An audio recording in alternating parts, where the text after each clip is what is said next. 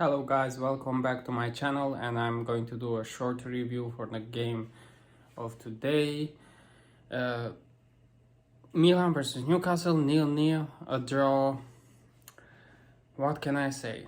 It's still not good enough. It's still not the result at all that I expected. As I said in my last review against Inter, that I was expecting for us to win this game comfortably and really to use it as a booster to kick on. I don't think that we did that, even though when you look at the stats, Milan completely destroyed Newcastle. Newcastle didn't have anything. I think they had one shot at the end of the game. I think it was Longstaff. But yeah, they didn't have any answer. But I'm not here to talk about them. I'm here to talk about Milan, and we actually showed the same immaturity. We were more scared to lose the game than we were actually trying to win the game. So that was still something that has to do with the mentality that PIOLI transmits to his players, and all eyes are on him.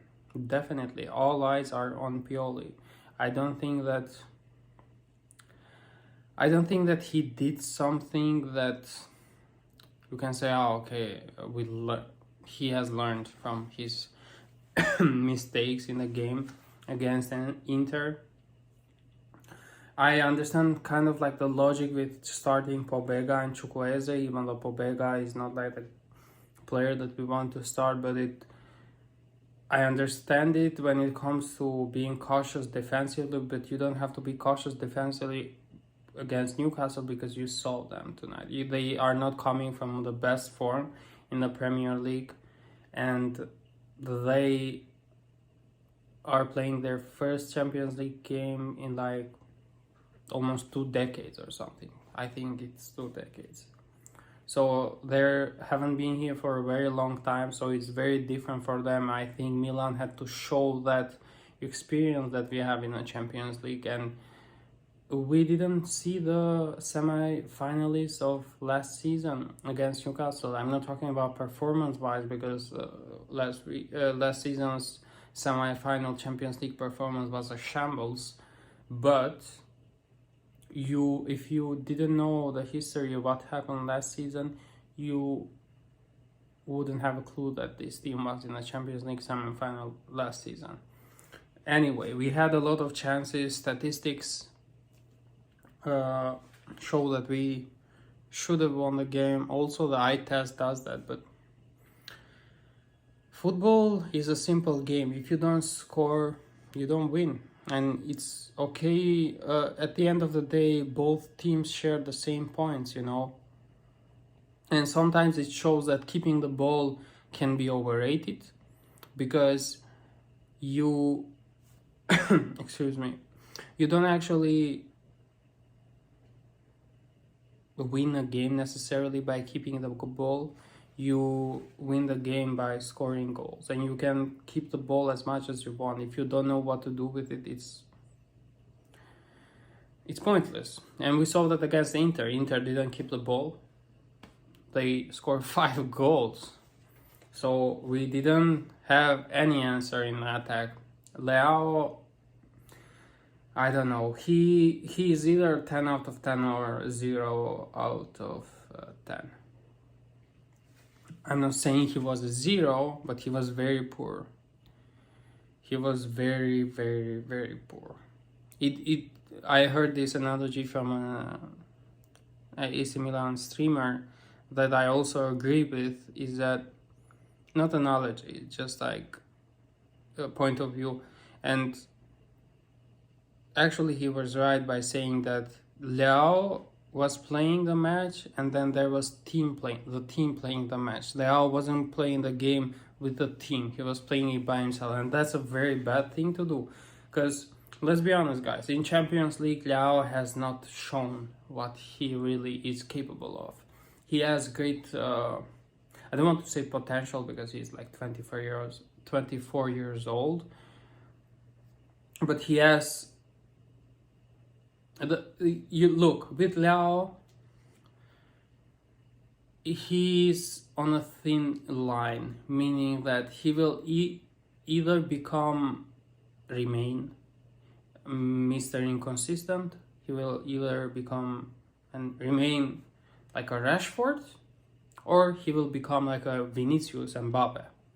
So that's the limbo that Leao is in. So if you want to become like a Rashford, yeah, this performance is like that. You have all the skills and tricks and everything. You dribble past players, but when it comes to like being clutch, you can't deliver. That's the issue, and that's the part of the game that Leao needs to focus on, and he needs to completely release the selfishness. He needs to release this mentality of playing for his own and playing for show. Show is a part of the game, but show is a natural part of the game that gets delivered when you win. It doesn't get delivered when you do that and you don't actually impact the game in a positive way, so that your team succeeds because of that, as a cause of that. So that's the thing that I have with Leao. I believe that he will change. I believe that he will learn. I believe that he will hear the constructive criticism, and I really hope he does. I really hope he transcends his game. I really hope he improves in certain areas where he needs to improve, like finishing, for example, or good decision making, and yeah, just knowing your place in the game, knowing where to be, knowing to be in harmony with the rest of the players. These little details that at the end of the day ultimately go back to the manager. If the manager is not allowed and is not capable of transmitting that to his players, then he's not good enough to be in this level in AC Milan. And I'm saying all eyes are on him.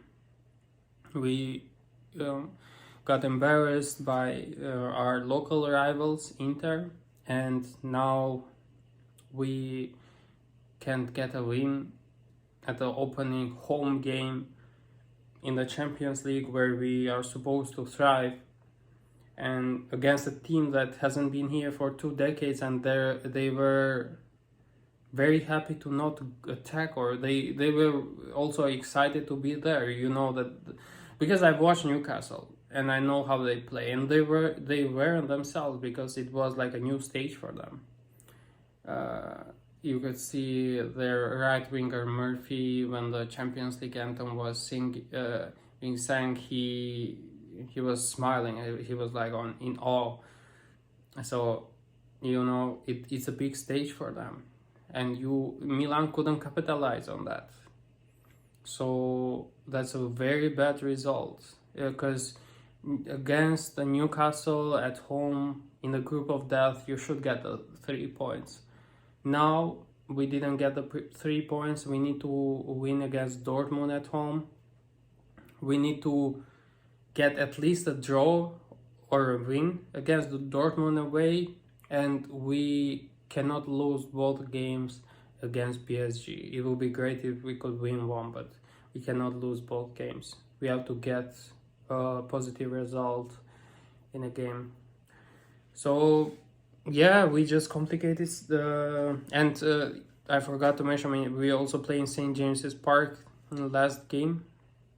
We have to get the 3 points there as well, and I believe we can, but let's see where the season goes. Let's see if Pioli changes. Let's see if Pioli understands his mistakes and sees them, because the pressure is massively on him right now. The pressure is amplifying, and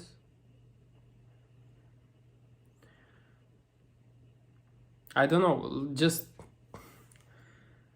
I'm not I was very underwhelmed like that thin line between underwhelmed and overwhelmed. After a game, I think I was walking that thin line. I was underline like in the line of overwhelm, underwhelm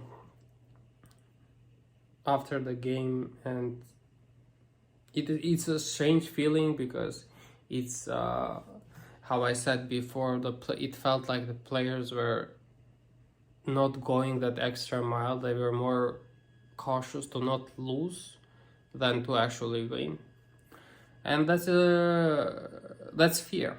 That's ultimately fear. So if you play with fear, you won't win. You win just with peace, and you win with calmness. You win with confidence. That comes from peace, comes from being peaceful, and from trusting yourself. We didn't have that, and the manager is here for that. The players are there to deliver, but the manager is the one to coach them how to deliver it, but to also work on their mentality when they're walking on that pitch, before they walk to a pitch. If you work on the player's mentality, you don't have to call Zlatan Ibrahimovic to do that. You don't have to do this kind of stuff. Big managers like Pep Guardiola, if they lose a derby or a big game, they get embarrassed, whatever. They don't go and call the club legends to boost the morale of the players after a game.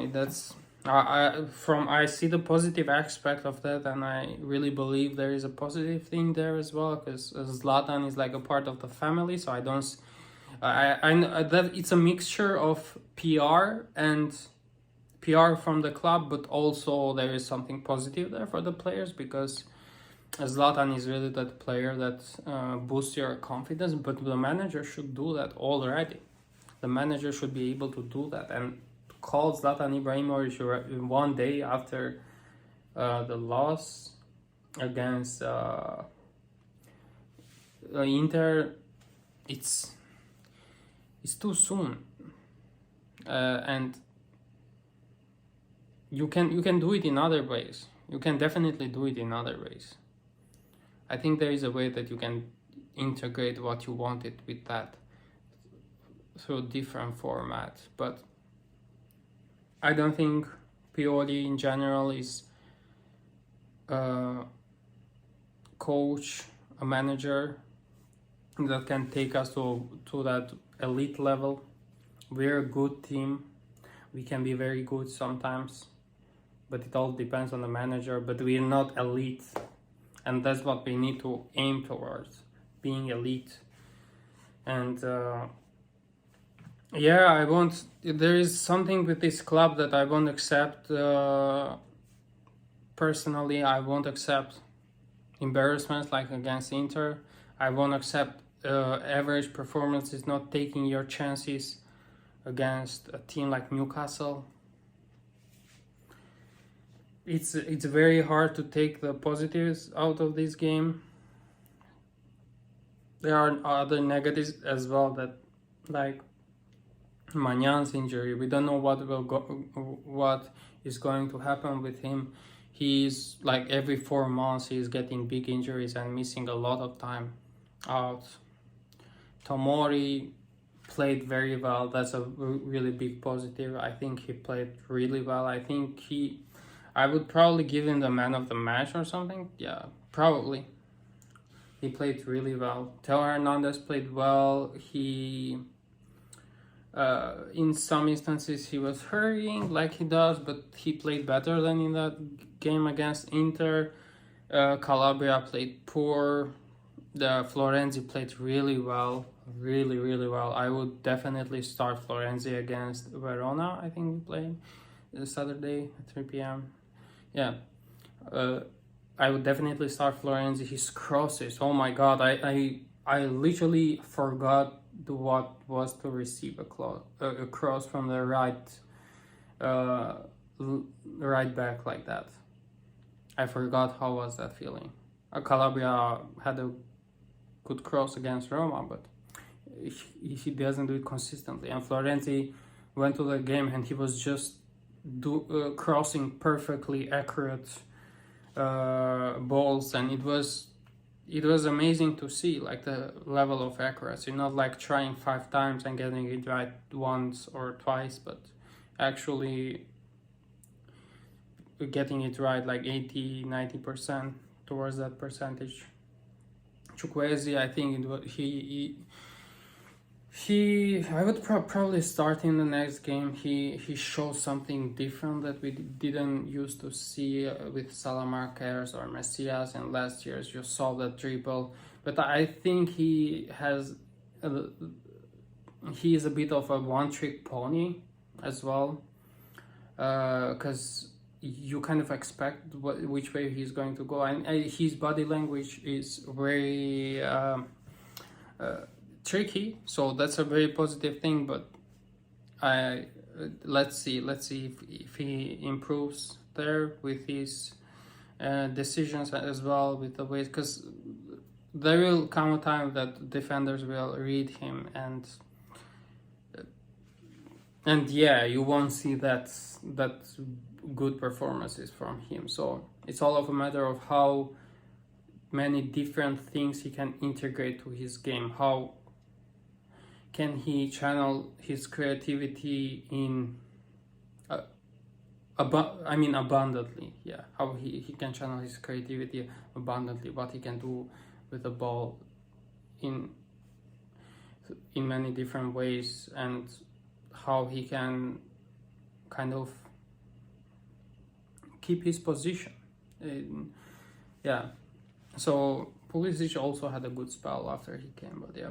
Loftus-Cheek, I just saw a post that he is feeling well. He's not injured, it's just cramps. So yeah, some people were saying that we need to sell Mike Maignan. I'm still not sure. Let's hear about this injury that he has. If it's a serious injury again, then I would also consider that, to be honest, because we can't keep having a world-class player that we can barely use during the season, especially a goalkeeper that is a very important key point and area in your team. So yeah, your goalkeeper needs to be there like 90% of the season, in my opinion, especially if you go to the latter stages of competitions, and if you compete for the league as well, you need to have your best goalkeeper. But yeah, in other words, I don't want to go too much into different players. Let me see if I had something else to say. I mentioned about Florenzi, Pulisic. I was impressed with Yunus Musa. I think there is a real gem there. I would probably start him in Serie A again against Verona, or in these kind of games. I definitely think he has that Kessie in him. I just think he needs more minutes. He needs to build his confidence. He needs to gel with the team. He had some really good movement, some really good physicality, energy that he showed when he came in a game, and he actually changed a bit of the dynamic in the midfield when he came in. Reindeers, I probably would have started him. I was saying before that I understood the logic of Pioli putting Pobega to match Newcastle with physicality in the midfield, but you didn't need to, because you were the home team and you were going for the win, and they literally didn't have a shot until the 90th plus minute, and you could have had your creative player, which is Reindeers, and we could have created even more chances, even though we created more than enough to win. It was just a lack of execution. But yeah, it's just a fear again, unfortunately. Yeah, hopefully our season starts to see more light after Saturday and after Saturday, and hopefully we can go on a run of wins in the Champions League as well, and in the league. And let's see, like, the analyses keep building on top of one on top of the other. every week because you're seeing new things, but generally I'm very cautious about this season. It can either be a masterpiece, it can be or it can be a disaster. That's how I see this season. It's very unexpected for how we're playing, for lack of structure that we're showing, for the lack of ideas, for players that like Leao, that they think that they are Ronaldinho without any merit of doing stuff like that, having the impact of those kind of players. Like you cannot like let yourself fall into that delusion that you are where you are not, and you have achieved what you have not, because that's like the downfall for good players that have a lot of potential. On top of my mind is Zaha. He's playing in Turkey now, the player that 5 years ago or something everybody was talking about, like he will become one of the best wingers in the world. And yeah, he had that. He always had attitude problems. Like he thought that he was, how is that saying? Like bigger than his, too big to fill his own shoes. So something like that. And he's playing in Galatasaray now, and I'm really, I wouldn't say I'm worried because I don't really care like that, but I'm really observational when it comes to Rafael Leao, and I think if he's not careful enough, he can fall there as well, because his price will go down if he's not consistent, and he will probably play in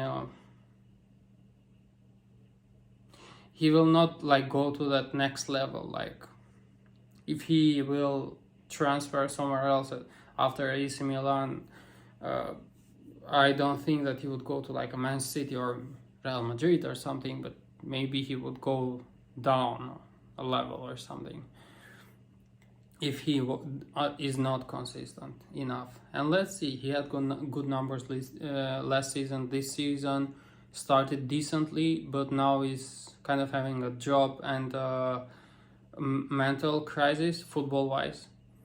So let's see where he goes, and let's see where our team goes, because that's the most important thing.